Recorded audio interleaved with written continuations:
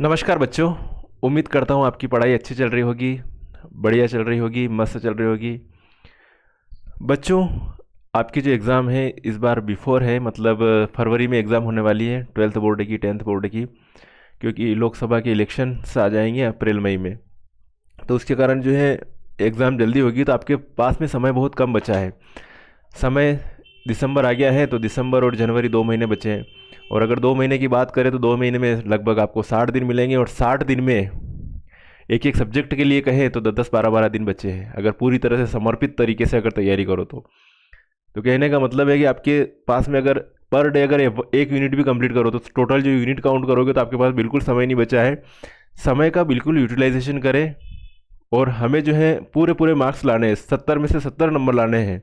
Target ये रहना चाहिए, क्योंकि जब अपना अच्छे नंबर आते हैं, फर्स्ट क्लास बनता है, मेरिट में आते हैं, तो बहुत सारे बेनिफिट्स मिलना चालू हो जाते हैं। स्कॉलरशिप मिलती है, जैसे अभी जो है योजना चलाई थी सरकार ने कि जो इस क्लास में टॉपर आए थे, एक गर्ल्स एक बॉयज़ को स्कूटी मिली थी हर स्कूल में, और लैपटॉप मिलते हैं, लैपटॉप की राशि मिलती है, तो वो सारी चीज़ें रहती है।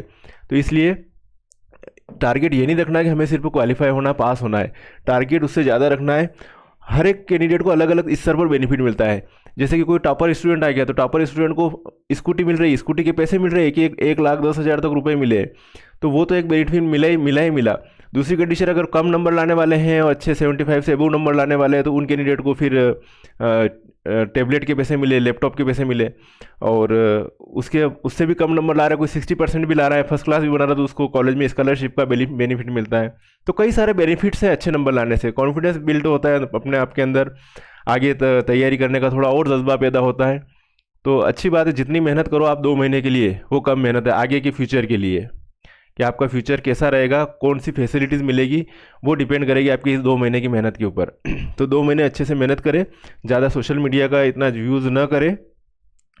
जहाँ ज़रूरत हो, पढ़ने लायक हो, जो टॉपिक नहीं समझ में आ रहा हो, उसको अथेंटिक चैनल से सर्च करके उस टॉपिक को पढ़ लें। बाकी अदरवाइज टाइम पास ना करें। जो किताबें हैं, जो आपने पढ़ रखा है, उनको समझने की कोशिश करें। रिवीजन करें, रिवीजन मस्ट है, नो रिवीजन नो डिवीज़न। अब बात करते हैं आपके जो है केमिस्ट्री में 70 में से 70 नंबर कैसे लाओ आप, 70 आउट ऑफ 70 मार्क्स। उसके लिए सबसे पहले तो अपने को मालूम होना चाहिए कि कौन सी यूनिट कितने नंबर की और किस टाइप की क्वेश्चन बनेंगे, और कितने नंबर वाले क्वेश्चन कितने बनेंगे, ये जानकारी होनी चाहिए। वस्तुनिष्ठ प्रश्न किस टाइप के बनते हैं, कहाँ से आते हैं, ये सारी जानकारी होनी चाहिए। अब यहाँ पर ये हो गया कि सबसे must organic chemistry. Organic chemistry, पहले तो इनऑर्गेनिक केमिस्ट्री ज़्यादा थी, लेकिन अब जो है देखो पूरे पूरे यहाँ पर जो सिलेबस, नया सिलेबस जो डिज़ाइन किया गया है, उसमें आधी ऑर्गेनिक केमिस्ट्री है और आधी जो है फिजिकल केमिस्ट्री और इनऑर्गेनिक केमिस्ट्री है। बस ये 3 unit physical chemistry, 2 inorganic chemistry की, और बाकी जो है ऑर्गेनिक केमिस्ट्री है। तो जिनकी ऑर्गेनिक केमिस्ट्री अच्छी है, वो बंदा जो है 70 आउट ऑफ 70 नंबर ला सकता है। ऑर्गेनिक से भाग नहीं सकते हैं कि हमें रिएक्शन से याद नहीं होती है। रिएक्शन से के लिए कुछ भी नहीं, थोड़े बेसिक वीडियो अगर अपने कंप्लीट हो। आप डायरेक्ट स्टूडेंट क्या करते हैं कि रिएक्शन से याद करने की कोशिश करते हैं। रिएक्शन से पहले आपको फार्मूला याद करने पड़ेंगे कि किसका फार्मूला क्या है, मेथिल अल्कोहल क्या है, एथिल अल्कोहल क्या है, एसिटाल्डिहाइड क्या है, फॉर्मल्डिहाइड क्या है, इनके फार्मूले कैसे बनते हैं, किस सीक्वेंस में बनते हैं, फंक्शनल ग्रुप क्या है, ये अगर जानकारी होगी तो आपको ऑर्गेनिक केमिस्ट्री करने में कोई कठिनाई नहीं होगी। हो सकता है बेसिक करने, आप डायरेक्ट याद करने की कोशिश करो, हो सकता है आपको बेसिक कंप्लीट करने में 4-5 दिन लग जाए कि हाँ मेरे को पहले फार्मूला कंप्लीट करने। लेकिन जब तक आप फार्मूला कंप्लीट नहीं करोगे, फार्मूले अगर माइंड में फिट नहीं होंगे, तब तक आप रिएक्शन नहीं कर पाओगे। एक बार फार्मूले फिट हो गए, उसके बाद में इससे ये बन रहा है, तो आपको दोनों तरफ रिएक्टेंट का भी फार्मूला मालूम है, आपको प्रोडक्ट का भी फार्मूला मालूम है, तो आप आसानी से ऑर्गेनिक केमिस्ट्री अच्छे से कर सकते हो। और ऑर्गेनिक किए बिना आप केमिस्ट्री में अच्छे नंबर नहीं ला सकते हो, इसलिए ऑर्गेनिक को तो करना ही पड़ेगा। और ऑर्गेनिक में बहुत ऐसा लगता है कि यार बहुत ज़्यादा सिलेबस है, लेकिन सभी रिएक्शन एक दूसरे से रिलेटेड हैं। एक बार आपको ऑर्गेनिक केमिस्ट्री समझ में आ गई तो फिर ऑर्गेनिक केमिस्ट्री में कोई दिक्कत नहीं आएगी। इस वीडियो के डिस्क्रिप्शन में मैं ऑर्गेनिक केमिस्ट्री के वीडियोस की चैप्टर की लिंक दे दूंगा, वहाँ से भी आप तैयारी कर लेना अगर आपको करना है तो, कुछ चीज़ें नहीं समझ में आ रही हो तो। अब देखिए, जो कैंडिडेट जो है, अगर किसी को पासिंग मार्क्स लाना है तो पासिंग ना मार्क्स यहाँ पर, अगर जिनकी ऑर्गेनिक केमिस्ट्री बिल्कुल बहुत ही कम समझ में आती हैं। तो अगर उनको खींचना भी है नंबर तो यहाँ से भी अच्छे से नंबर खींच सकते हैं फिजिकल केमिस्ट्री। और फिजिकल केमिस्ट्री में ज़रूरत रहेगी न्यूमेरिकल क्वेश्चन की, क्योंकि इलेक्ट्रोकेमिस्ट्री, केमिकल काइनेटिक्स, विलियन, इसमें से न्यूमेरिकल क्वेश्चन 100% आता है, कुछ ना कुछ तो बनता ही बनता। तो यहाँ का क्वेश्चन मिस नहीं होना चाहिए, यहाँ से क्वेश्चन जो बनता है वो आपका मिस नहीं होना चाहिए। इनमें ज़्यादा से ज़्यादा प्रिपरेशन करें। इसके जो न्यूमेरिकल अगर आप करते हो फिजिकल केमिस्ट्री के, तो ओनली फार्मूला बेस्ड रहते हैं, वैल्यू पुट करना रहती है, आंसर आते हैं। थोड़ी सी प्रैक्टिस करोगे, मतलब क्वेश्चन को देख के भागना नहीं है कि इतना बड़ा क्वेश्चन है, 3-4 क्वेश्चन का, इसमें डाटा वगैरह दे रखा है और हम कैसे करेंगे। कुछ नहीं, वो डाटा एक बार आराम से पढ़ोगे, न्यूमेरिकल वैल्यू रखोगे, जैसे राउल्ट्स नियम से रिलेटेड है, क्वथनांक में उन्नयन, हिमांक में अवनमन, जो भी आपके टॉपिक हैं, विलियन में इलेक्ट्रोकेमिस्ट्री में फेराडे रूल्स है, कोलराउस लॉ है, उससे रिलेटेड है, केमिकल काइनेटिक्स में first order second order reaction है, उससे रिलेटेड जो भी न्यूमेरिकल बनते हैं, तो न्यूमेरिकल की प्रैक्टिस जरूर करें। तो न्यूमेरिकल तो इन तीनों में आ सकते हैं। और न्यूमेरिकल ज़्यादा कुछ नहीं है, थोड़ा सा जोड़ घटाना गुणा भाग आना चाहिए, आपका न्यूमेरिकल 100% अच्छा हो जाएगा। क्योंकि फार्मूला तो आपने याद कर रखा थ्योरेटिकल, अब थोड़ा सा क्या है, थोड़ी प्रैक्टिस करनी है जोड़ घटाना गुणा भाग की। ये बहुत सरल चैप्टर है। डी और पी ब्लॉक तो पूरा हट गया, वो पी ब्लॉक कुछ याद ही नहीं करना। तो आपके आ गया साहब डी ब्लॉक और डी ब्लॉक, एफ ब्लॉक और कोऑर्डिनेशन केमिस्ट्री।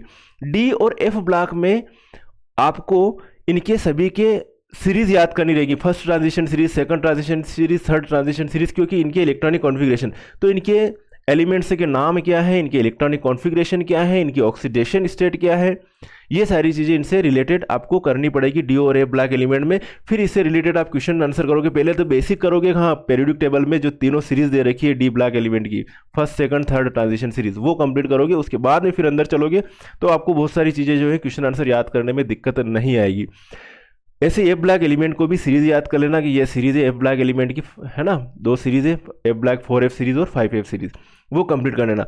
कोऑर्डिनेशन केमिस्ट्री में उप सहसंयोजक यौगिकों के नामकरण, नाम आते हैं कुछ इंपॉर्टेंट क्वेश्चन। जब जैसे आप कोऑर्डिनेशन केमिस्ट्री करोगे, कॉम्प्लेक्स कंपाउंड करोगे, उनमें आपको ऑक्सीडेशन स्टेट निकालना आना चाहिए। फिर ऑक्सीडेशन स्टेट निकालने के बाद में फिर आपको जो है उसका आईयूपी से नाम आना चाहिए, ऑक्सीडेशन स्टेट, एटॉमिक नंबर, कितने लिगेंड्स जुड़े हुए, ये चीज़ अगर आपको मालूम है तो आप इफेक्टिव एटॉमिक नंबर निकाल सकते हो।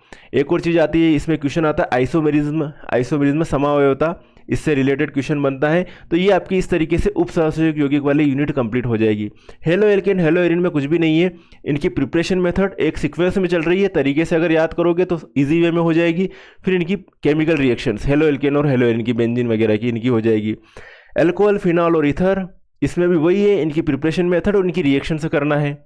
तो एक बार समझ में आ गई चीज़ें तो रिपीट होती रहती है। ओके, वापस एल्डिहाइड, कीटोन, कार्बोक्सिलिक एसिड, इसमें नेम रिएक्शन अधिकतर पूछी जाती है, तो सभी नेम रिएक्शन अच्छे से कंप्लीट करें। जब आप एमीन का चैप्टर करोगे तो एमीन इन सब चैप्टर का मिक्स है, इसमें जो रिएक्शन रिपीट हो रही होगी वापस वही रिएक्शन यहाँ पर आ जाएगी एमीन्स में, बहुत सारी reactions. Okay, biomolecule, glucose, fructose, sucrose, इनकी स्ट्रक्चर, प्रोटीन, न्यूक्लिक एसिड, ये सारी चीज़ें, डीएनए, आरएनए, ये सारी चीज़ें इसमें आ गई है। तो ये वाले टॉपिक है, मतलब आपका जो सिलेबस है वो ज़्यादा टफ नहीं है ना, टफ नहीं है। बस ये है कि कुछ चीज़ें एग्ज़ाम, कुछ चीज़ें क्या होती है कि टफ होती है, याद नहीं होती, लेकिन भाई साहब एग्ज़ाम में आ रही हैं तो याद तो करनी पड़ेगी, क्योंकि नंबर अपने को लाने हैं पूरे में से पूरे, टारगेट पूरे में से पूरे रखना है। ये नहीं है कि मेरे को तो ये यूनिटें नहीं आती, ये आती है तो इनको छोड़ दूँ, छोड़ने के चक्कर में कभी मत पड़ना। जैसे भी करना, किसी भी तरीके से तैयारी करना, अपने लेवल से, अपने माइंड में इमेजिनेशन बनाना, फोटो बनाना, लेकिन तैयारी अच्छे से करना।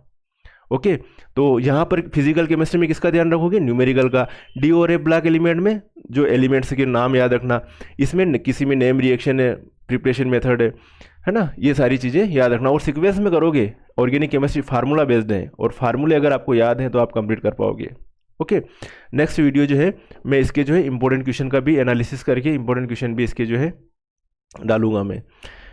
ठीक है साथियों, तो अच्छे से तैयारी करिए, आप सभी को बेस्ट ऑफ लक। अभी दिसंबर में आपकी हाफ ईयरली एग्ज़ाम आ रही है, और हो सकता है कि प्री बोर्ड ना हो, क्योंकि दिसंबर में हाफ ईयरली एग्ज़ाम होगी और जनवरी में तो वापस प्रैक्टिकल एग्ज़ाम से चालू हो जाएंगे, जो एनुअल एक प्रैक्टिकल एग्ज़ाम, क्योंकि फरवरी में तो एग्ज़ाम है आपकी, एनुअल एग्ज़ाम है, वार्षिक परीक्षा है।